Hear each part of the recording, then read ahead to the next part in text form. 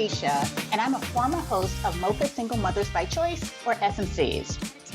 Like you, as an SMC, I decided to become a mother knowing I'd be the sole care provider and parent for my children, at least at the outset. The Mocha stood for Black, so I'm using the word Black, and I'll be discussing being a single mother by choice from a Black woman's lens. You'll connect with all the interesting and fun things about this non-traditional path, like discussing which sperm to use and some hard truths about fertility and the realities of dating as a single mother who doesn't have a co-parent to rely on occasionally, and what it's actually like to parent as an SMC. This is the Black Single Mothers by Choice podcast. So we are back from our break. Our little ones are settled in school, and we wanted to take some time and do like a parental check-in and see how it's going and how we're all doing mentally. So I will admit that kind of going through the summer and preparing for the 2021 school year, it was really exhausting for me. I feel like I'm dealing with a lot of anxiety right now with all of the unknowns. Told me plenty of times, like, I'm a planner. And so I feel real comfortable with known entities. And right now, the pandemic and the Delta variant is really an unknown entity. And not only that, but schools have removed the virtual option. So kids are in school unvaccinated with this hypervirulent strain of, and as an SMC, our household safety depends on, for me, a 7-year-old and a 2-year-old, and a 7-year-old who doesn't always remember to put her socks on, and a 2-year-old who is 2. And so while I'm vaccinated, they're not, but you take down one person in the household, you take down potentially the entire household. When August arrived, I hit the wall. We need to sort out what school is doing, what's their plan, if there's an exposure in the classroom. And so we really wanted to now come back and regroup with you all and create this space for us to just hash out what the 2021 school year is going to look like. So here we are, almost full year, round 2, full of anxiety, but functioning with it. Like, I am holding myself together by tape, just going through the motions, making sure I stay on top of the flurry of paperwork and administrative stuff that they send out. Both girls are really good at wearing their masks, but we did have a day 1 fluke where I was just like, to my big girl, I was like, okay, how did you do wearing your mask today? Did you wear it all day? And she said, yes. I was like, even outside? She said, yes. But when we got outside, my teacher said I didn't have to wear my mask, so I took it off. And I was just like, okay. Inside, I'm like freaking out. But outside, I just had to tell her, I said, okay, so mommy's rule for our household is that you wear your mask even on the playground. And so we haven't had any incidents since then. And then baby, she asks for her mask whenever she leaves the house because she sees us with our masks on. So mask in toddler language. I'm like, oh yeah, you want your mask?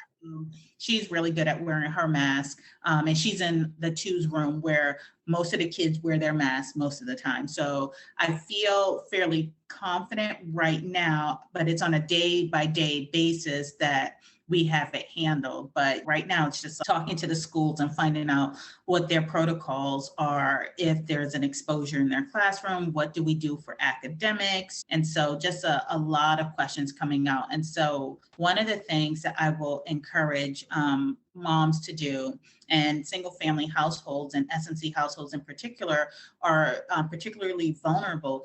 Ask for what your need is, because we were doing back to school night and I was just like, they were doing it live. And I was just like, do you have a virtual option? And they were like, we need to ask the principal. So then they came up with a virtual option. And now it's, what are we doing with continuing schooling if there's an exposure in the classroom because the kids have to quarantine? What's the plan? And I think having as much of that information up front, but sometimes schools won't know what the needs are unless a brave person asks for what they need for their household.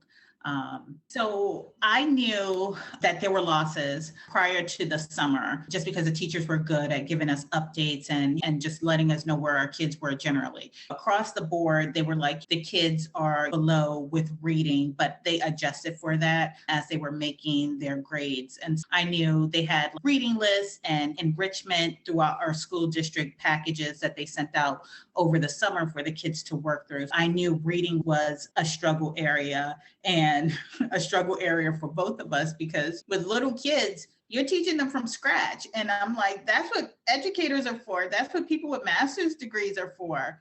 And so for me, I had to try to supplement my child's learning how to read from scratch. And that means techniques for understanding how to do blends and how to break down bigger words and how to find smaller words within the bigger words. And so that was our challenge this summer. So we really took the summer enrichment packet seriously and really focused on her reading this summer. And so now we got a tutor that she worked with once a week. And so I was really happy to see the progress that we made from the end of the summer to the start of the school year. And we really focused on getting her to be a confident reader. And so we were doing a lot of reading out loud. We were doing a lot of her reading to her little sister. And so now she's at the point where she's enjoying reading, and she's like, I'm going to go to bed. And when I go to bed, is it okay if I practice my reading for tomorrow? And I'm like, yes, practice your reading. And so we got her through that hump. And so now I think she's on par with the other kids in her class, but it was a summer that was full of enrichment along with her going to camp. I've seen quite a few gains for both girls in technology. Like the baby can pick up my phone and she can virtually log in and navigate to her app and just swipe left and swipe right. And my big girl, the school age girl, she's like telling me how to log in and how she reset her password. And so I've seen tremendous gains in terms of technology with both of my kids. So wait, I'm gonna take a slight sidebar.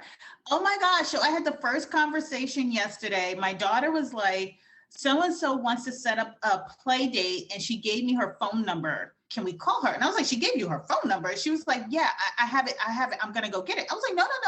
And so the kid's phone number? Yes. And in the same conversation, she was telling me, oh, so-and-so was telling me this person's a really popular YouTuber and that she likes her videos, but she doesn't care for her as a person. So we need to have the conversation about responsibility with digital media. And so I sat her down and got real serious about what it means to be safe and that we're going to continue to have these conversations, because I think you can't keep them away from social media, that digital world, because then you make it that thing that they want, right? Because you're like close to the door. So it's now more alluring to them. So I'm trying to get her into the habit of mommy's rules. And here's how we stay safe. Here's how we keep the house safe. But anyway, that was just a sidebar. We stopped YouTube at just about 2 because they would have the gummy bear song, I'm a gummy bear, but her school uses a filtered YouTube. So she's aware of it. And I'm like, if we're watching YouTube on your school stuff, let's do that together. Do that with YouTube. Yeah. But it was just jarring the way she was just like, yeah, so-and-so said that this person was a YouTuber. And I was like, where are you even getting that language from? Anyway, okay. Back to our about school. Okay, so I have a lot of mommy friends, and we've been comparing notes and really having these discussions about different COVID protocols in schools, and our friends are across the nation. So our school, they just put in place, they've always had in place a mask mandate for everyone, regardless of vaccination status. And then they just put in place mandatory vaccination for any kids playing sports and the teachers. And so they have until mid-October to have proof of vaccination. They also have ventilation in place, the hand washing, the social distancing in the lunchroom.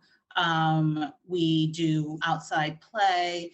So they do have a multi-step process for mitigating the spread, which I think is good. One of our friends, their kid goes to school in Florida and they had to quarantine. And so we were asking her about the academics, right? So did they send your kid home with any packets or anything? So that prompted me, and her answer was no, but that prompted me to ask my school what their plan is so that we don't have any more academic losses. So they did verify that if the kids have to quarantine, then they're sending them home with academic packets. And then all of the kids now have their laptops on a regular basis and they have to bring it home every day.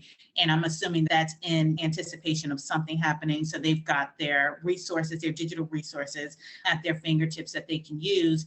And then my email got escalated up to the principal to see if there are some additional facts that we need to know. So the jury's still out on what the full protocol is for maintaining academics, but for now, they're sending home packets. The kids have their laptops. I feel we're in a better place a bit this go around. So we never went back to the office. Our dates kept getting pushed back. So we were supposed to go back in July. Then we were supposed to reevaluate in October. And now we just got word last week that we are not expected back any sooner than Q1 of 2022.